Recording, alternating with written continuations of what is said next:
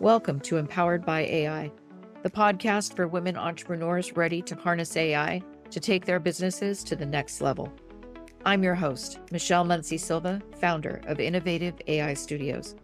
You may have left corporate life to start this entrepreneurial journey, but you don't have to go it alone. Here, you'll find a supportive community of like-minded women and an invaluable thought partner each week, as my guests and I share actionable insights you can use right away. So let's dive in together. All right.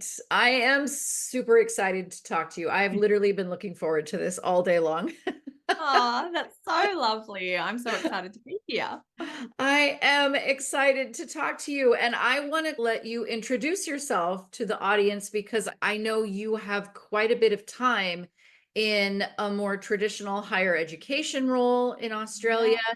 and that has led you to founding the very exciting AI Her Way. So I want to hear a little bit more about what inspired you to make that transition. Yeah, I guess to start out with, I would probably describe myself as a sort of multi-passionate person. I've never really understood those people that have just one thing they would like to do. I think I'd probably be really happy doing anything off a list of like 50 jobs for the rest of my life. But my background is I was obsessed with animals growing up. I always thought I wanted to be a vet. I quickly realized about the age of 16 that actually vets are just inside a clinic looking at cats and dogs most of the time. And I really liked the outdoors and nature and wild animals. Decided I'd love to be a zoologist and try and save the planet from extinction. So that's what I went to university to do. And then I had to learn how to code, which at the time was horrific. I have all these vivid memories of crying over code, not knowing if I should put the bracket there or the full stop there and not understanding why my code didn't work. But one day during my PhD, I did my PhD on butterflies of all things. One day during my PhD, coding just started to make sense to me. And I kind of secretly fell in love with it. And then when I finished my PhD, somebody overheard that I knew how to code, literally at a dinner. I was talking about something I was working on and they overheard and they said, oh, we need a data analyst for a project that we're working on in the Solomon Islands. And I said, sure, yes, I can help with that, having not done that type of programming or analytics before. So that kind of began my life of spending half my time being an academic, doing lots of lecturing at universities, falling in love with teaching and learning, and then spending half my time being a consultant for some really big organizations like United Nations, like AusAid, the World Bank, the US government, looking at how to make sense of numbers and finding stories inside of numbers. And then I guess they collided when generative AI burst into everyone's scene, right? It was this space where it was driven by data, but it spoke to people in a way that they could attach to. I knew in that moment of November 2022 that education was about to change forever. And so I started talking about it. Then very nicely, people started to ask me to talk about it instead of me volunteering to. And that just snowballed. And I had this moment, I'd been talking about it on the side for about 6 months. And I had this moment putting my then 2-year-old to bed that night. I've got 4 kids. And I was rocking him to sleep, thinking about all the things I had to do, the million tabs open, like every other woman in the planet that's multitasking all those things. And I just thought the people that really need artificial intelligence are women. And that's what birthed AI Her Way. That is absolutely fantastically real. I love that. I love that. It came from necessity. You It did. realized, yes. And Yeah. just diving into that specifically for women, as an entrepreneur yourself, what do you see as those biggest opportunities Mm. that AI offers a female entrepreneur specifically? Yeah. I think in the female entrepreneur space, the number one opportunity I think it provides is leveling the playing field. The stats in America are very similar to the stats here in Australia, is that most businesses, so a majority of small businesses are actually registered to women, right? We make up more than 50% of the people that will start a business and register a business number. but there's a single digit percentage of women-owned businesses that will ever make it to 6 figures in revenue, let alone 7 figures, right? And also women-owned businesses tend to delay or never employ anybody else because they stay relatively small. And that is not because women are inherently less talented in this space, right? It's because we have a lot of other societal pressures on us. We have this conditioning that we should do it all and we should be really great at everything, because if we're not great at everything, that's a mark against our name. And we also have this huge mental load that we are managing households and children and friends and family on top of business. Whereas men, and of course I'm a data analyst, so I'm talking in patterns and stereotypes, but whereas men will say, no, I've got to keep working on this, I'm just going to close the door or stay an extra hour. Women don't. They get to a point and they go, it's school pickup, I'm a hard out. And that makes it really hard to scale a business, because in those first couple of years, as much as we want to systemize and set up processes, there's a lot of you and your grit that has to go into establishing a successful business. And I see artificial intelligence as the great leveler of that playing field because of heaps of reasons, right? It's a staff member that we now don't have to pay for, that we can assign to do any task that we want. So we can have not just one staff member helping us, but a multitude of staff members helping us. But we can also offload our mental load into these programs. So we can have it help us manage the household, have it help us keep track of all the million tabs that are open in our brain, have it help us do the mundane things like, what are we going to buy my daughter's best friend for her 10th birthday? I don't want to think about it. Let's outsource that. So I think those key things at that level, because most women in the entrepreneurial space will never get to that next level. And for me, that's a huge loss to the world, right? Because women have fantastic ideas and I want them to be seen and take up space. For most women, the uplift of AI is just being able to do more with less, and it's not all reliant on you anymore. But you also don't have to take the scary step of having this huge capital outlay of hiring outside help. And you're so speaking, I think, to obviously women. There are many women that hear you right now and they feel very attached to what you're saying. I myself, literally before this interview started, the oven was preheated, the lasagna is in it, the laundry has been started. I've got to transition it over to the dryer when we're done. Yeah. And I am getting this podcast going. We're interviewing, I'm talking to guests. All of this is happening all at the same time.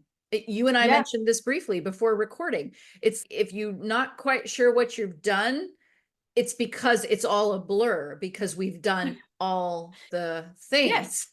And it becomes very hard to stay focused on a dream and a goal when, if you are the one that stays focused on a dream and goal, everything else falls to pieces. Right? And women have that expectation, and we also put the expectation on ourselves to do that a lot.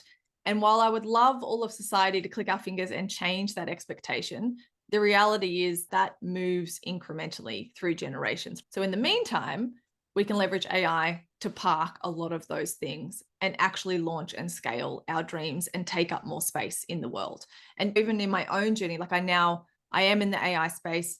I help women and businesses integrate artificial intelligence. But even if I wasn't in this space before I started this business, I leveraged artificial intelligence to gain 2 promotions in 6 months, to launch things that had been living in the back of my mind, to triple my income from being able to only part-time work to finally having the capacity to take on full-time work, and along with the promotions as well. But it really helped to propel me forward and get me out of this place where I had great ideas, but I just didn't have capacity or resources to do anything about that. And let's get into the specifics of that for a second. What are some ways that are tangible right now in the moment? Because as you and I have been talking about this, it's like I am crowded with all the things. You are crowded with all the things.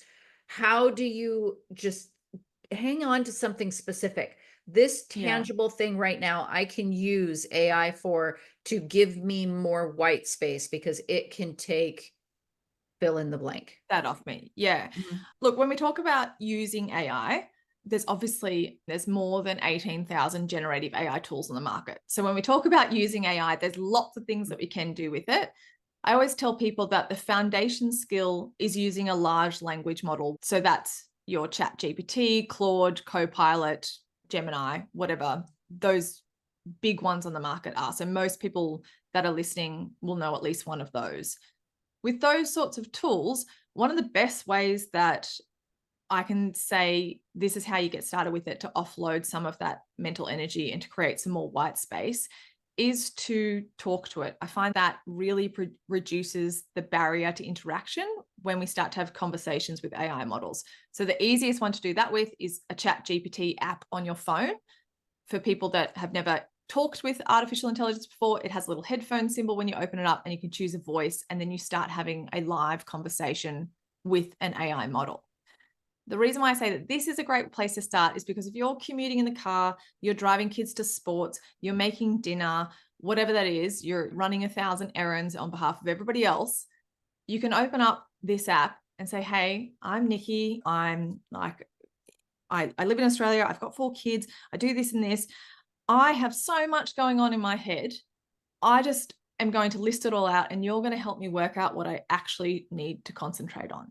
So that can be a great way. You can verbally dump everything. And I often ask my AI assistant, all right, this is all the stuff I've got on. What should I be prioritizing? What should I be delegating? Are there things that I actually just don't have to do at all? Pick the top 5 things that align with my goals. What's going to get me to where I want to be the fastest and the quickest and the easiest, right? What have I got on my plate that actually I don't have responsibility for? And I should be looking at where else to park that. I only have this many hours in the day. I don't want to be working till 9 p.m. How do I streamline all of my to-do list? So just having a mental dumping ground is really helpful. And then to think about it like a second pair of eyes on a particular problem. So the other way that I'd suggest people more in a kind of workplace setting to start leveraging these tools is really to say, okay, I have this idea. So maybe I've got a new offer that I'm thinking of, or I've got a new class that I'd like to do, or there's some activity that I'd like to start. Here's my idea. I want you to ask me questions so that we can explore this idea. So you're going to ask me critical questions to really flesh this out. So hand over some of that critical thinking power to the AI model. Ask it to ask you questions. And then once you've worked with that, you say, fantastic, now that you know so much about really what I mean when I say, this is my idea, here it is, then you say, all right, let's make a plan over the next 60 days, 90 days, year, whatever, of daily actions that I'm going to take in order to see this come to life. And what should I be doing? And how do I measure my success?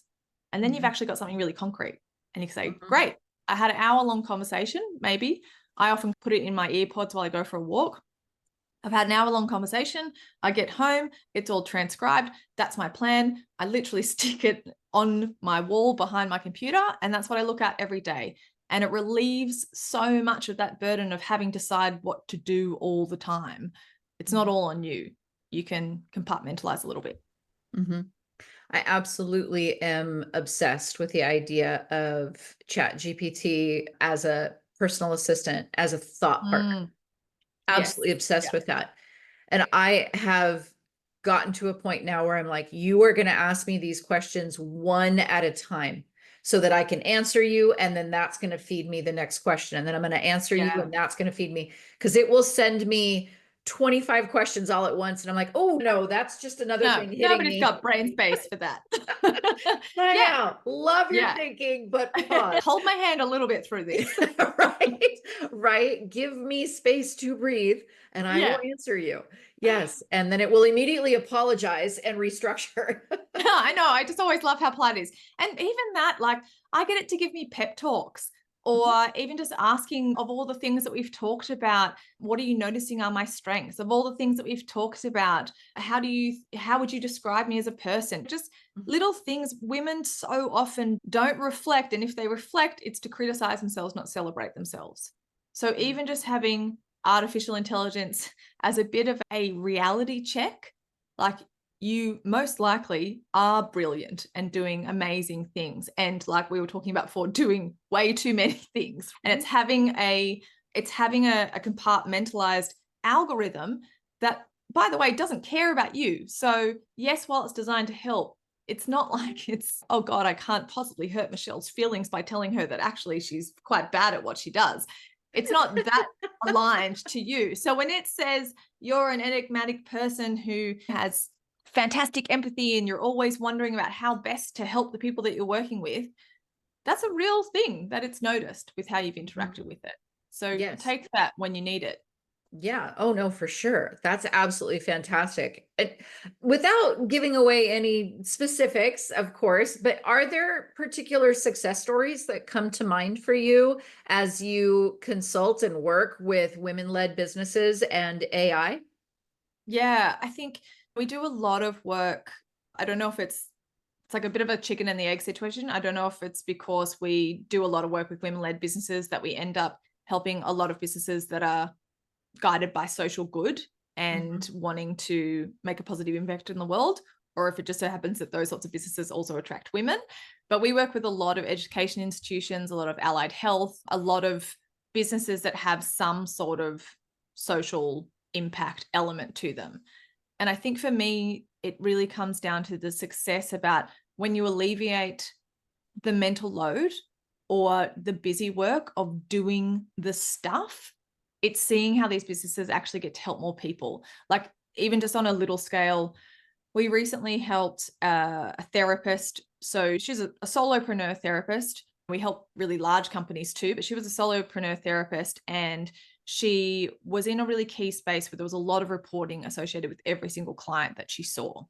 So for every client she saw, she was manually doing about 12 hours of pulling parts out of relevant reports and putting it together, and then having a look at that final report to make her recommendations.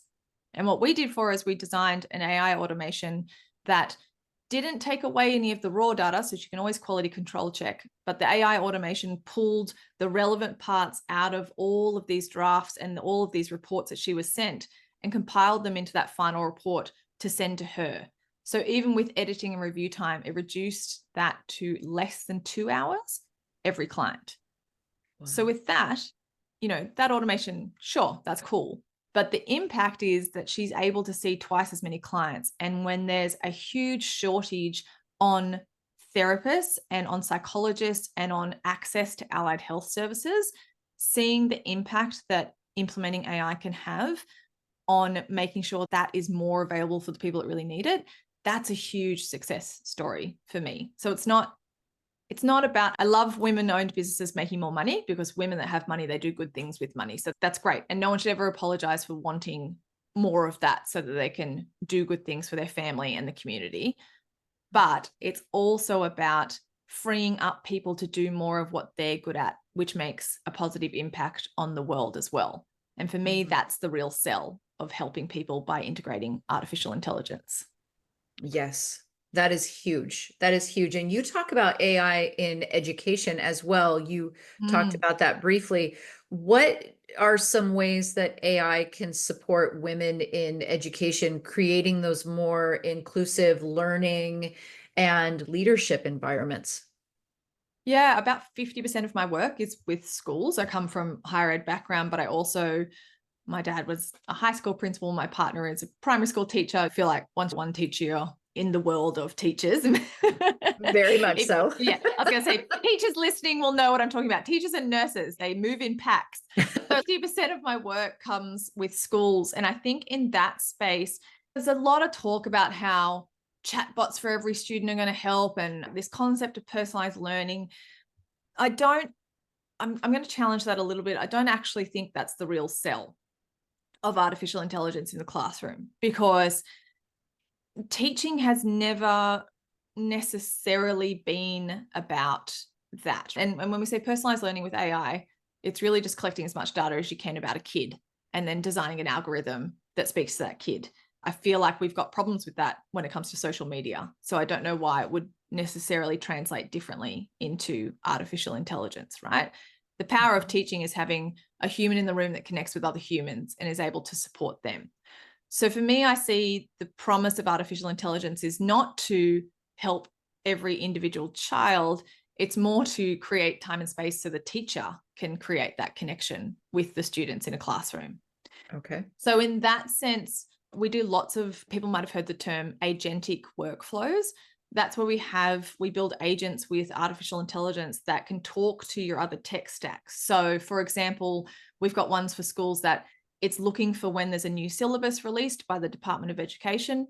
When that happens, it takes the syllabus and automatically it analyzes the syllabus, it pulls out all the lesson plans, it goes and looks for supporting resources, it differentiates those lesson plans for your like high, medium, low differentiated learning pathways. It goes and finds the YouTube videos to support all of that. It makes some assessment tasks. It emails some other teachers to say, hey, here's our assessment task, do some peer-reviewed feedback on these, please. Then it makes all your graphics, it does the PowerPoint slides, and it automates that whole process. And that's a huge workload that's now removed, or has the possibility of being removed, from schools and administrators and individuals, which means that teachers, women or men, but have more capacity to do the things that they're good at. Now, in the leadership space, I would argue that's much like entrepreneurs, that women often have fantastic ideas. They either, I wouldn't even say that we don't know how to communicate it. It's that women communicate differently, and we have been taught to recognize masculine communication as leadership communication. Now, that's not true, but functioning in society, we can leverage artificial intelligence. Like I always say to women that artificial intelligence talks and communicates in a way, it sounds like a 35-year-old white American guy. That's not always what we want. But when you are trying to be noticed in a corporate setting, in a professional setting, and you're trying to be taken seriously, sometimes having a tool that makes you sound more like a 35-year-old white American guy is really powerful. So understanding for women that they can leverage how these tools operate to make sure that they are noticed and that they are recognized. And even asking, when I said I got a couple of promotions, I would put in job positions that I thought, oh, there's no way that I would be qualified for this, because women always tend to think that. And then because ChatGPT has quite a healthy ego, it would reply after looking at my resume and say, absolutely, you can apply for this. Your skills in this and this would absolutely make you an asset to this role. And then I thought, oh, will have a go. And I got 2 promotions in 6 months. So in a leadership position, leveraging the fact that these things can put you in a position where you might reflect and notice your own skill set, I think is really powerful. Again, that thinker in your corner, because I don't want to say person in your corner, because I don't want to anthropomorphize it. I want to recognize it for what it is, but it is that thinking partner that is in your corner, in the sense that it will be the analyzer. It will look at your resume, your CV, whatever you want to provide it with that critical eye. And you can ask it to be as critical as you want it to. Yeah. And it can give you that feedback that is without emotion, without bias. It can give it to you. But as I say the word bias, I do want to talk about the fact that I'm using that in a very specific context of its in that context, objectivity. Yeah. In the that bias context, works in your favor. It's in your corner in that way. So I transitioned myself into this question. Well done. You've done this before. I'm like, wow, it's like I planted that there, but I didn't. Yeah. It This is my skill. But your article in She Is AI, the digital publication, She Is AI, you talked about how AI could potentially screw women over. I think that was your actual title, right? Yeah, I think 7 ways that AI is screwing women over. Yeah. And I want to talk about that, because as we're encouraging women to use it, I want them to do it feeling empowered and with that critical lens. So what are your thoughts on ensuring that as we transition into a more female-led space in the world of AI, that we're ensuring that AI is benefiting women? Yeah, I think the awareness around some of these inherent issues with AI is really key. And what I coin it as, we want to raise a generation, including ourselves. We are the generation that has to learn how to use this, let alone set the standard for our children. But we're in the generation where we want to become conscious consumers of artificial intelligence. So we don't want to throw the baby out with the bathwater. There is amazing things that are possible now that we have artificial intelligence. Huge gains in productivity and efficiency. I think it really could help us solve some of humanity's biggest challenges. Things like water sanitation, climate change, global hunger. I don't think we were going to be able to solve those on our own. That might be possible now that we have artificial intelligence. So we don't want to just say, okay, it does bad things sometimes, let's not touch it at all. But especially as women, or anyone actually, no, scrap that. Everyone should be aware, because we all should be champions for equity and diversity. But the key things about how this stuff works, when we think about artificial intelligence, you used the word anthropomorphize before. I think that's a wonderful, we are prone to make it human-like, to attach personality and meaning to it. It's really key for everyone to understand that it's data and it's algorithms. And being 10 years as a data analyst, being a data analyst is about looking at really big banks of information and finding common stories inside of that information, right? Artificial intelligence does that too. But what that means is when we feed it years and years and decades of stuff from the internet and books and code, the classic examples, like I always show in my presentations, but when I ask an image generator to make me a picture of a powerful CEO, it's hard pressed to ever come up with a female. And it's not because AI is inherently trying to be bad for us. It's just that when it looks at all the information it has about CEOs, it's looking for patterns and it's wanting to deliver that story to you. So when it looks at lots of data of CEOs, yes, there are other ethnicities and there are other sociocultural economic backgrounds and there are other genders represented, but they're not the most common thing. So women need to be really aware that whenever we're interacting with these tools, by default, they are always going to give us the common story. And another way of thinking about that is by default, they're always going to reiterate stereotypes that we have been trying to fight against. In historical context, we've been trying to fight against stereotypes for a very short amount of time, right? So when these AI models talk to us, they aren't reflecting the society that we've maybe evolved into over the last 5-10 years. It's been a fraction of a second, but they're reflecting to a society that we have existed in before. So women need to be really conscious consumers. A couple of ways of mitigating that is thinking carefully about when you're revealing things about your demographics. So when you're talking about your CV before, I would never tell AI that I'm a woman applying for a job. I would just say I am applying for this job, right?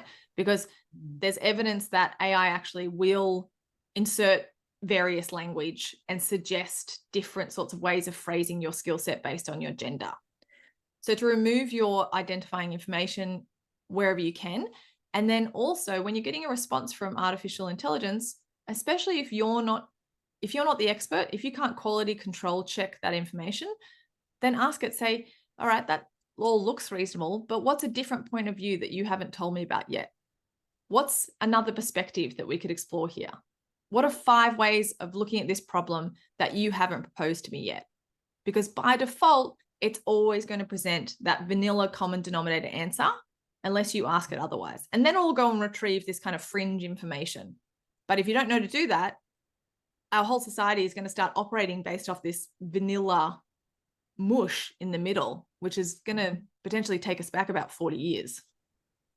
Yeah. And I think that in my ever so humble opinion, this is one of the reasons why we need more women interacting, more minority groups interacting, because we are, in a sense, training it to make these shifts. I literally just had an interaction with one of my discussions with ChatGPT the other day where it recommended something to me and the wording included emotional and something about how I would do something and it would be very emotional. And I went, hang on a second. And I reminded ChatGPT that word has double meaning when you're interacting with women. Yeah. And it literally said, that is a really interesting perspective. I can provide you with some other word choices. And it gave me a list of 5. And had I not gave it that thing to chew on for a moment, it would have just sent me something that was, as you say, very vanilla, because I was speaking to women, rephrasing something for women, and it thought that the word emotional was fitting.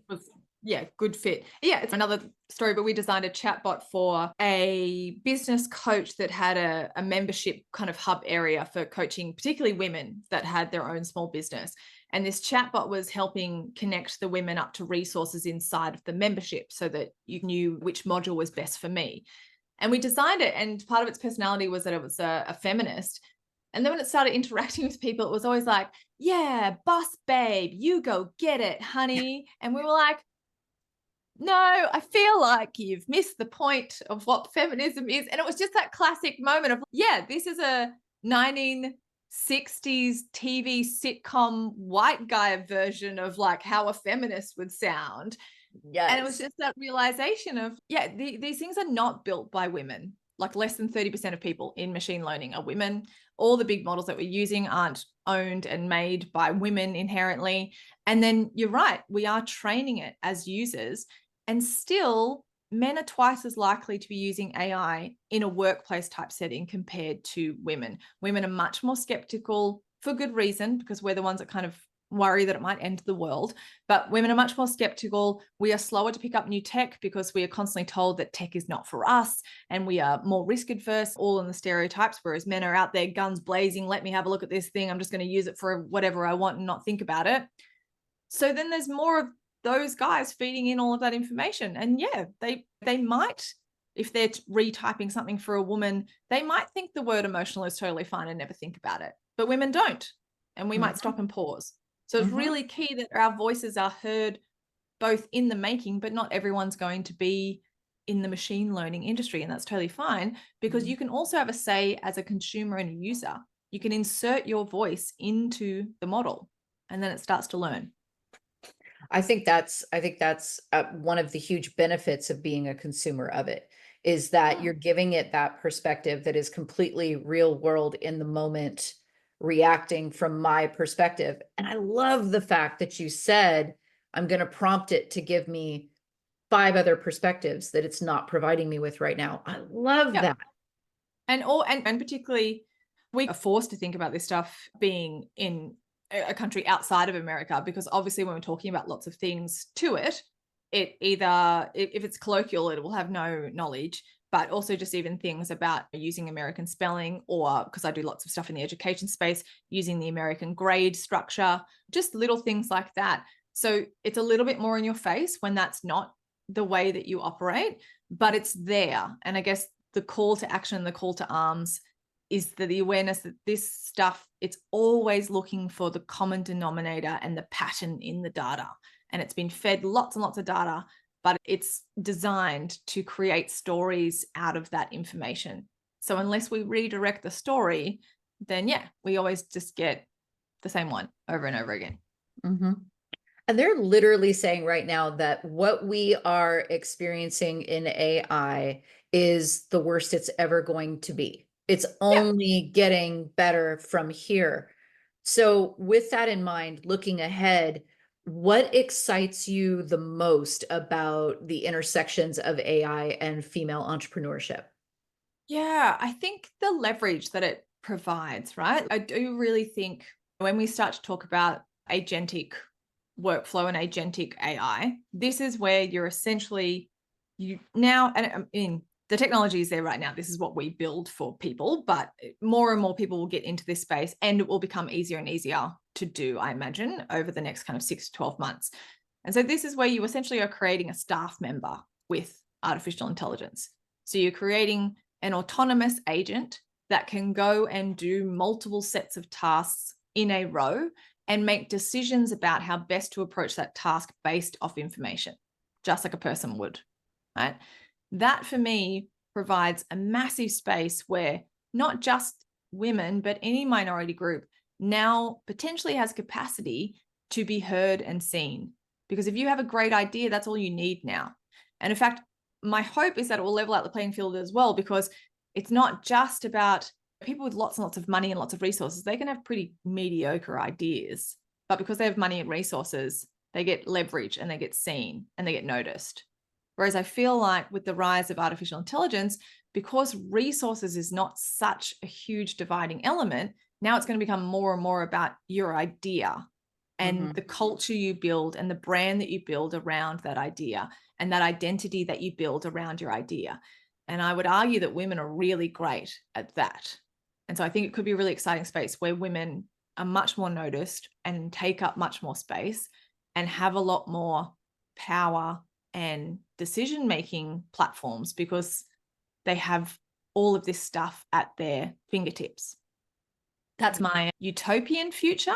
But I guess that's why I'm so passionate about teaching women how to use artificial intelligence, what they can do with it, and how to become responsible consumers of it. Because I think that's a real possibility. That is our future, but only if we are involved. If we say, oh, I'm just going to see, and I don't know, and maybe, and I'll see what tool comes out next, or I'll wait, or I'm not sure if I should touch it because I don't know if it's a good thing or not, then we're going to wake up in 5 years' time and it's going to be Handmaid's Tale, and none of us are going to have anything. Being in America, I can completely understand that. And the idea of taking that reality in our own hands, I think, is a very empowering call to action. I think it's more necessary now than it's ever been. Yeah, absolutely. Like, I think this is the great amplifier, right? AI doesn't necessarily do anything in and of itself, but it amplifies. So it will amplify gaps, but it could amplify people that want to close those gaps too. Yeah. Yes. Huge potential if put in the right hands with the right mission. I completely understand that. Yeah. So what is next for you for AI Her Way? Are there upcoming projects or goals that you want to share? Always. The million tabs open. Have we not covered this? Right. And now there's just more because I have so much more time to think about it now. Exactly. Yeah, that's right. We could do no, like we're coming up to, so this will be the end of my second calendar year in business. So for me, it's about really starting to step into the power of knowing that what we do is different, and that we do it with a really ethical framework, and that we think really deeply about businesses' problems before we put artificial intelligence anywhere. So I guess what's on the cards is we're streamlining what we do. So we work with only 4 businesses every quarter at our highest touch point. And that's where we go into a business. We look at all their systems and processes. We work out how AI can help, but we also help support AI literacy building for the whole of staff. We do AI guidelines and policy and regulation checks. And then we actually build AI automations and these agentic AI workflows to help streamline how they work and create more time and space. Now, because we do that and we're so involved, we now offer a whole range of online learning opportunities and professional development courses for people that aren't quite ready for us to be that hands-on. So I'm really excited about that because I've had online courses since the beginning, basically, because I'm a teacher at heart, so I can't escape trying to teach people, but we're really changing how we do that. So we're releasing in November this month, we're releasing our new AI for Impact Hub, which is an online membership space that has how to learn about AI at every level of AI integration. So your base level is prompting with large language models, but then we've got courses about how to automate parts of your work with AI. We've got courses about how to build an executive assistant with AI. And then we've got all these examples of agentic AI, and we've have all these templates that you can just copy and paste and put inside of your own business. So I'm really excited about that because there's lots of people that want that kind of stuff. Not everyone has the capital to pay someone to go and build it from scratch. And I've taught people how to build agentic AI, but not everyone has the type of not everyone, like systems and processes and data and figuring out patterns is not everybody's passion place. So we've really designed this place so that you don't have to be that way inclined. You can take stuff out and put it into your business. And what I'm hoping with that is that we help as many people, and particularly women and women entrepreneurs and small businesses, implement this stuff as quickly as possible and as low cost as possible so that they can launch and scale their dreams. So yeah, we're launching that this month, which I'm very excited about. And yeah, 2025 is just really about leveraging everything that we do so we're helping as many people as possible while staying true to doing it in an ethical and really responsible way. I absolutely love that. And I want that for every woman entrepreneur that is listening, that they be able to see those steps of growth that they can take to scale their Yeah. business to those amazingly impactful levels. Yeah, and that's a last point that I will say is that it's really important also for women and everyone, but to be aware that using something like ChatGPT is not where AI starts and stops. That is a base level foundational skill, which is fantastic to have. And everyone should know how to use these tools when they need to use these tools, but they actually aren't where artificial intelligence stops. And it's not the most that you can get out of it. And so we really want to get good at that, but you want to graduate to the next levels. If you are looking for professional development, or you are engaging people to teach you, or you're looking at online courses, make sure regardless of where you're looking that somebody, the person you're looking to for help, knows what's next. They're not just going to teach you how to prompt and stop there. Yes, Yeah. 100%. You are such an asset for people to have in their Oh, thank corner. you. It's such a gift. It really is, to be able to look at another woman and to say, I'm learning from someone who's been in my shoes. That is such a gift. So thank you so much for your time. Thank you. Thank you so much. It's an absolute pleasure. And yeah, that's very appreciated. I think women are, God, such a gift to the world, and they have such brilliant ideas. And I just want all of them to shine and to take up as much space as possible. I love that. Let's take up space and let that space be at the head of the table, please. Oh gosh, yes. About time. Thank you for tuning in to Empowered by AI. If today's episode sparked ideas, don't wait. Follow the link in the show notes to visit innovativeaistudio.com and download your free resource created to help you put today's insights into practice. Be sure to subscribe so you don't miss out on future episodes packed with more tips, tools, and inspiring stories. Until next time, stay empowered and keep innovating.